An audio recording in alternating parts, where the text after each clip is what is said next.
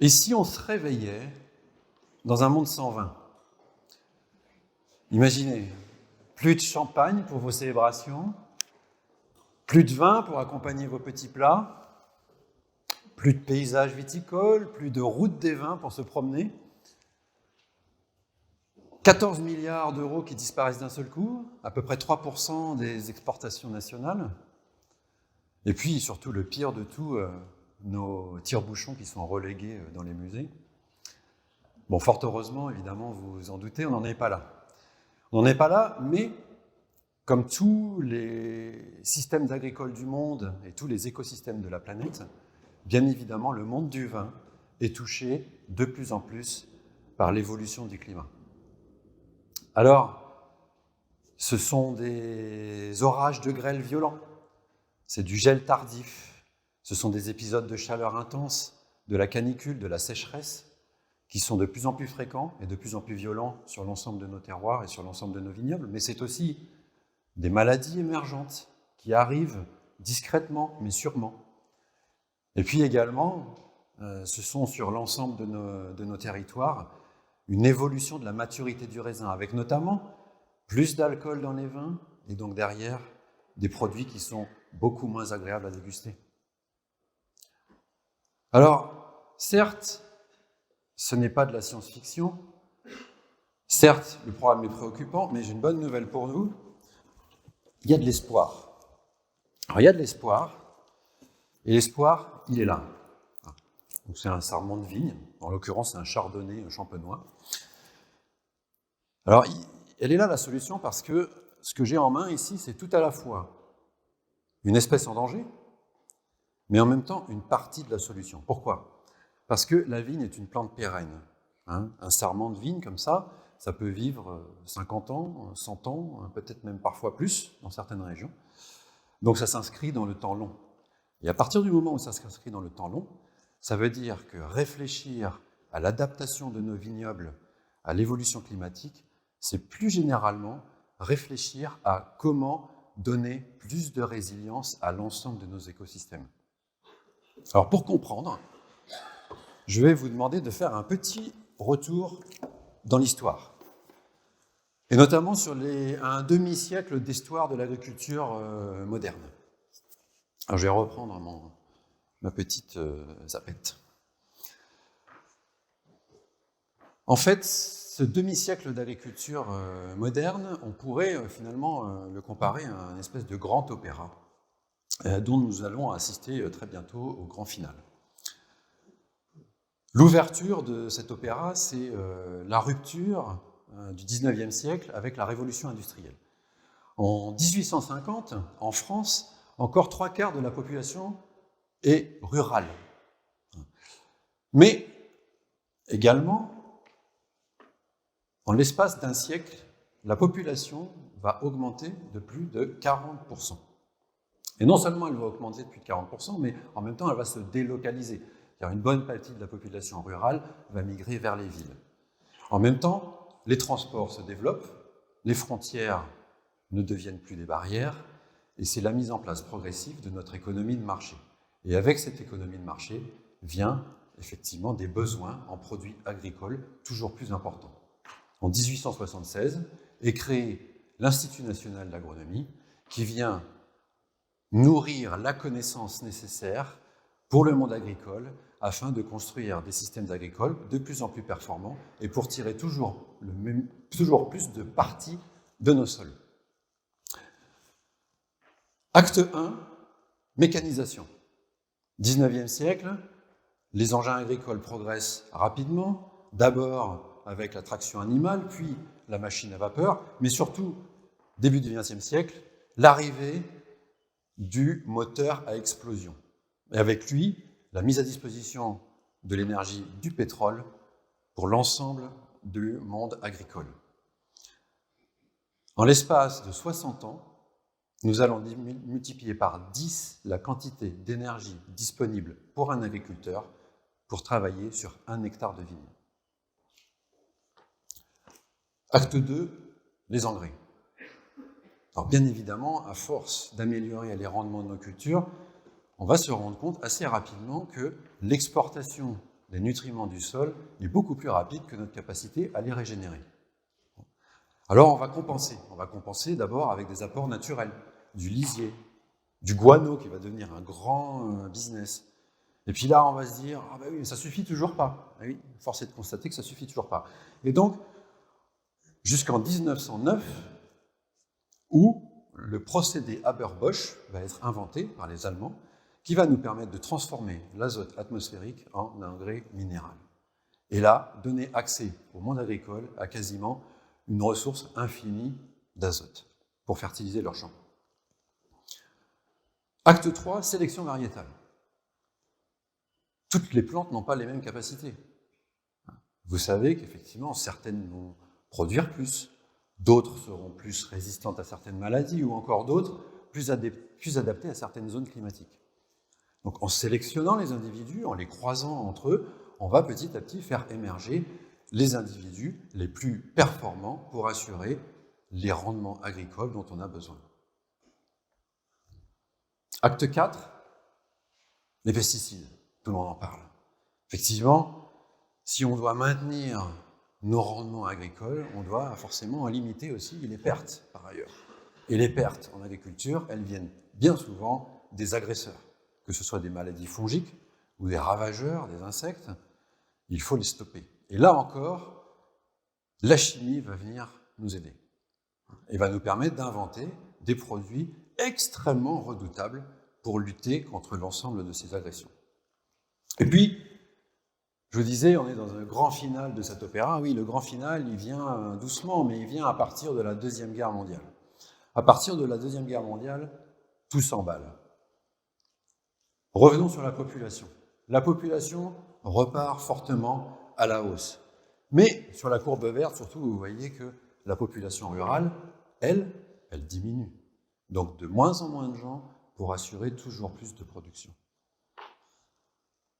Les rendements explosent.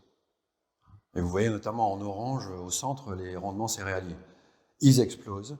Mais dans le même temps, sur le pointillé rouge, ici, vous voyez la chute vertigineuse des surfaces agricoles utiles. Donc on voit bien ici pointer les problématiques d'intensification de l'agriculture. Bien évidemment, pour assurer tous nos rendements, on en a parlé tout à l'heure, il faut des fertilisants. Vous voyez par exemple ici, en bleu clair, l'explosion de l'utilisation des engrais industriels azotés. Et au final, tout ça, ça consomme de l'énergie. Et donc, bien évidemment, les consommations énergétiques au service de l'agriculture vont aussi exploser. Et vous voyez notamment aussi un shift entre ces types d'énergie, puisqu'à partir de la Deuxième Guerre mondiale, et surtout à partir des années 60, vous voyez qu'on va surtout vers des énergies carbonées, que ce soit pour les carburants utilisés dans les machines agricoles ou surtout pour produire ces fameux engrais industriels. Alors, où en sommes-nous aujourd'hui ? Finalement, nous avons construit une sorte de colosse au pied d'argile, dont la performance agronomique n'a d'égal que sa fragilité, parce qu'il est extrêmement fragile. Et pourquoi est-il aussi fragile ? Eh bien parce que, finalement, on l'a emmené dans un ensemble de cercles vicieux. Je vais vous en citer 3 principaux. Le premier, les émissions de gaz à effet de serre. L'agriculture, aujourd'hui, il faut le savoir, est responsable de 19% des émissions de CO2 sur le plan national. C'est le deuxième poste d'émissions de CO2 sur le plan national. Tant par l'utilisation de la mécanisation, bien évidemment, que aussi par les décarbonisations des sols. Mais plus que ça, l'agriculture représente 80% des émissions de protoxyde d'azote qui sont issues pour la plupart de nos fertilisants.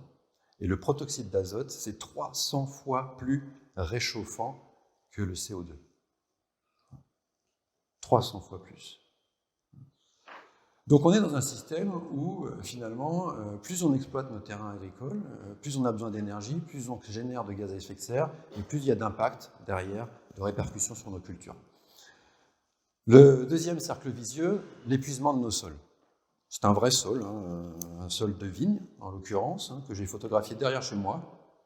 En fait, on voit que, comme je disais tout à l'heure déjà, on vit à crédit. Donc dans nos sols, on vient puiser plus qu'on ne réintroduit. Donc forcément, au bout d'un moment, il y a un phénomène d'épuisement qui se crée. Mais aussi, avec la mécanisation, vous avez des phénomènes de tassement de sol. Et le tassement des sols, qu'est-ce que ça fait? Ça évite, par exemple, à l'eau de pouvoir pénétrer et s'infiltrer dans les couches profondes, mais également, le tassement des sols, ça va empêcher l'air et l'oxygène de circuler dans les couches superficielles du sol. Et l'eau, l'air, l'oxygène, tout ça, c'est très important pour la vie des sols. Donc, le tassement des sols, ça vient asphyxier les sols et ça vient donc faire progressivement disparaître la vie des sols. Mais encore plus important que ça, et vous pouvez vous en rendre compte sur cette photo, l'érosion de nos sols. C'est-à-dire qu'à force d'utiliser des herbicides, à force d'utiliser massivement le labour, on expose nos sols nus aux intempéries, ce qui les fait progressivement disparaître. Et il faut se rendre compte qu'à l'échelle mondiale, en 10 ans, vous avez l'équivalent de la surface d'un département français qui disparaît en sols agricoles. Alors que derrière, il nous faut à peu près 100 à 200 ans pour régénérer un seul petit centimètre de sol. Le troisième cercle vicieux, c'est celui de l'affaiblissement des plantes. Parce que, avec nos engrais, avec nos pesticides, en fait, nous avons mis nos plantes sous perfusion. Ce faisant, elles perdent un certain nombre de leurs aptitudes naturelles. C'est un peu comme nous, si on arrête de marcher parce qu'on est immobilisé pour un accident ou quoi que ce soit, on perd de la masse musculaire. C'est pareil pour les plantes. Elles perdent des fonctions naturelles. Et par exemple, la mycorhisation, c'est-à-dire cette faculté que certaines plantes ont, dont la vigne, de faire des symbioses avec des champignons du sol de manière à pouvoir plus efficacement et plus facilement absorber les nutriments du sol. Mais aussi, l'affaiblissement des cultures, c'est ça. Alors, il y a deux façons de voir ça. Soit on se dit, c'est un magnifique paysage viticole où il fait bon se promener, c'est tout à fait exact, je peux le confirmer. Mais aussi, on peut aussi le voir comme ça, et moi en ce moment je le vois plutôt comme ça, c'est l'armée des clones, parce que nos paysages viticoles aujourd'hui, en fait, ils sont constitués de très peu d'individus, tous génétiquement identiques, et donc c'est une véritable armée de clones. Alors quel est le problème? Quel est le problème? C'est que derrière, on perd la biodiversité dans nos vignobles. Et qui dit perte de biodiversité dit que toute attaque ou toute épidémie qui va venir attaquer une production agricole va se disséminer comme un feu dans une botte de paille. Alors comment on fait pour essayer de sortir de ces cercles vicieux? Il faut changer notre approche. On a tous ici, moi le premier, et nous, je dirais la communauté des chercheurs, mais vous tous dans cette salle, la même habitude. C'est-à-dire que pour résoudre des problèmes complexes, on passe par des approches analytiques. On imagine toujours un problème complexe comme une espèce d'empilement de briques qu'on va devoir décomposer pour essayer d'identifier quelle est la brique la plus importante, intervenir sur cette brique la plus importante en se disant elle va probablement nous résoudre l'essentiel de notre problème. Par exemple, j'ai une nouvelle maladie sur un vignoble, je vais essayer de trouver quel est le pathogène responsable et derrière tout mettre en œuvre pour éradiquer ce pathogène. Mon problème devrait probablement disparaître. Oui, mais la réalité est beaucoup plus complexe que ça. Parce que la réalité du vivant, ce sont des écosystèmes. Et dans écosystème, il y a système. C'est-à-dire que nos écosystèmes sont composés d'objets. Les objets de nos écosystèmes, c'est une vigne, un sol, un couvert végétal, des insectes, des oiseaux, des paysages. Mais c'est aussi et surtout des interactions entre ces objets. Et ce sont ces interactions qui sont importantes. Parce que c'est souvent les interactions qui sont déterminantes dans le comportement du système. Sauf que pour comprendre les interactions des écosystèmes, eh bien c'est extrêmement compliqué. Et donc, il faut plonger dans cette complexité pour être capable de transformer le vigneron d'aujourd'hui, demain, en un pilote d'écosystème qui sera vraiment aux commandes de sa culture avec une vraie ambition de durabilité. Alors, à quoi ça ressemble dans la réalité? Eh bien, un système, ça se comporte un peu comme un filet de pêche qui est tendu. Ce qu'il faut comprendre, c'est que dès qu'on appuie quelque part sur le filet, l'ensemble du filet se déforme. Un écosystème, c'est la même chose. Donc, il faut être capable d'embrasser la complexité des écosystèmes pour savoir mieux les piloter, mieux les maîtriser et mieux assurer leur durabilité et leur résilience face au climat qui, de toute façon, changera indéniablement. Alors, à quoi ça ressemble sur un paysage viticole? Eh bien, voilà, vous avez ici un certain nombre de pieds vinyle. D'abord, ce qu'il va falloir faire, c'est assurer une microbiologie du sol qui soit la plus performante et la plus dynamique possible, parce que cette microbiologie des sols, c'est elle qui va assurer la régénération des nutriments dont la plante a besoin pour se nourrir. Donc ça passe par, évidemment, beaucoup moins de travail des sols, pour éviter de détruire la vie dans les premiers centimètres de sol, mais aussi pour protéger ces sols de l'érosion, évidemment éviter un maximum les produits pesticides et autres qui détruisent les micro-organismes, et aussi par entretenir de la biodiversité environnante pour qu'il y ait un pool génétique de microbes à la disposition qui soit toujours maximisé. Ça passe aussi par une faune souterraine, donc les petits insectes, les petits vers, etc., qu'on connaît tous bien, parce qu'eux, ils sont visibles, qui sont très importants. Il faut entretenir cette faune souterraine parce qu'elle fait des galeries, et en faisant des galeries, elle permet à l'eau de passer à travers le sol, elle permet d'entretenir la structure du sol, d'aérer les sols, de permettre un meilleur réchauffement des sols, etc., etc. Donc très important. Ça passe aussi par entretenir la biodiversité aérienne, et notamment les oiseaux. On sait que les oiseaux peuvent avoir effectivement pas mal de rôles à jouer dans la lutte contre les agresseurs, notamment lorsque ce sont des insectes de la vigne. Mais aussi, il faut entretenir certains pollinisateurs, par exemple, qui sont bénéfiques. Peut-être pas forcément pour la vigne, mais pour d'autres cultures qui sont environnantes. Donc, tout ça est très important. Donc, ça veut dire quoi? Ça veut dire qu'il faut aussi travailler à l'échelle du paysage. À l'échelle du paysage, il faut des endroits pour nicher, il faut des endroits pour se nourrir. Il faut des couverts végétaux. Ça, c'est très important aussi. Encore une fois, pas de sol nu. Donc un couvert végétal pour protéger les sols, mais aussi profiter du système racinaire de ces plantes pour continuer à structurer les sols, mais également pour donner à ces sols une forte capacité de réintégration de carbone. Parce que les sols sont un puits de carbone considérable, on n'en parle pas suffisamment. Mais il faut à peu près, si on était en capacité d'augmenter de 0,4% par an la capacité des sols à fixer le carbone, on serait capable de stabiliser l'évolution du CO2 dans l'atmosphère. Donc ça, vous en avez peut-être entendu parler, c'est le projet 4 pour 1000 qui a été lancé par la France lors de la COP 21. Et puis, bien évidemment, notre plante elle-même, la vigne, est une source de biodiversité. Elle a une diversité intrinsèque. Alors, on la connaît chez nous plutôt sous le terme de cépages, mais les cépages, ils sont nombreux, et à l'intérieur de ces cépages, il y a beaucoup de diversité, on appelle ça des clones. Et donc, implanter plusieurs diversités de cépages ou de clones dans la même parcelle contribue à entretenir une forme de résilience dans la parcelle. Et on peut faire la même chose sur le porte-greffe, puisque la vigne est une plante greffée, donc la partie aérienne et la partie souterraine, ce ne sont pas les mêmes individus. Donc chacun, en fait, ont une certaine biodiversité que l'on peut exploiter pour rendre le système plus résilient. Et bien évidemment, il faut protéger le microbiote de la plante. Parce que le microbiote de la plante, tout comme le microbiote intestinal chez vous est responsable en grande partie de votre santé, eh bien, le microbiote de la plante est responsable de la santé de la plante. Donc, évitez tous les produits biocides, que ce soit des produits naturels ou biologiques, d'ailleurs. Donc, en conclusion, simplement, partager cette réflexion, c'est de se dire, certes, nos écosystèmes sont en danger. Oui. Mais l'espoir est devant nous. Et nous avons les solutions, en fait. Les solutions, elles sont là, sous nos yeux, sous nos pieds.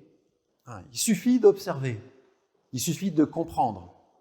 Et aujourd'hui, avec les moyens de la science moderne, avec le numérique, avec l'intelligence artificielle, nous avons les moyens de comprendre ces écosystèmes, les objets, leurs interactions. Oui, c'est complexe, et la complexité fait peur, mais il faut accueillir cette complexité avec bienveillance, parce que la complexité des écosystèmes, c'est justement la clé de voûte de la réponse de nos solutions de demain. Donc je vous encourage tous à embrasser la complexité. Merci beaucoup.